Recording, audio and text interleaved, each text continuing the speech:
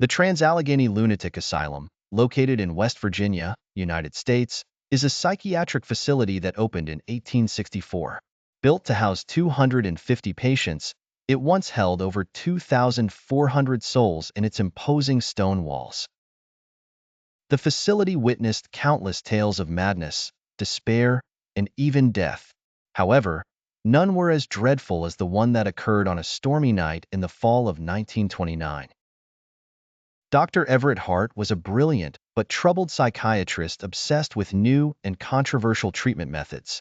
The asylum, desperate for innovation, granted him the freedom to conduct his experiments. Dr. Everett's main focus was on lobotomies and electroshock therapy, procedures that were in their primitive and terrifying stages.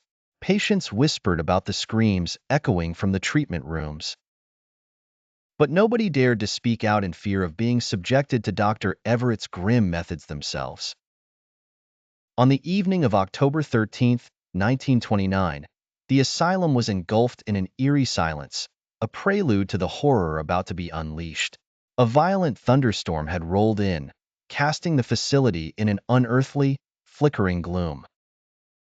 Dr. Everett had prepared for his most audacious experiment yet, one that promised to forever change psychiatric treatment, or so he believed. He had chosen 5 of the most disturbed patients, all confined to padded cells due to their violent tendencies. They were to undergo his new combined therapy of lobotomy and electroshock. As the storm roared outside, Dr. Everett commenced his gruesome work.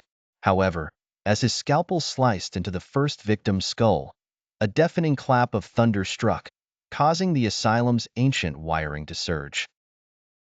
A massive electrical burst pulsed through the building, overloading the circuits and causing the electroshock device to explode. Flames erupted, and the air filled with the acrid stench of burning flesh. The explosion flung Dr. Everett across the room, slamming him into the wall. Disoriented and grasping for breath, he saw the padded cell doors open, releasing the patients who had already received partial treatments.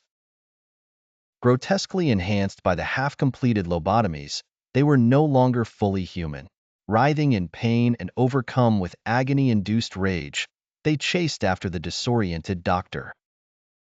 Dr. Everett sprinted down the darkened corridors, but his fate was sealed. The patients, turned into monstrous abominations by his own hand, cornered him in the decrepit basement. Their screams merged with the howling wind and booming thunder above. No one knows exactly what happened next, but by morning, Dr. Everett's body was found mutilated beyond recognition. The asylum attempted to cover up the incident, labeling it as an unfortunate accident.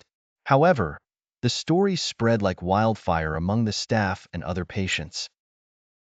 It is said that even today, on stormy nights in the fall, the agonized cries of Dr. Everett and his monstrous creations can still be heard echoing through the empty halls of the Trans-Allegheny Lunatic Asylum.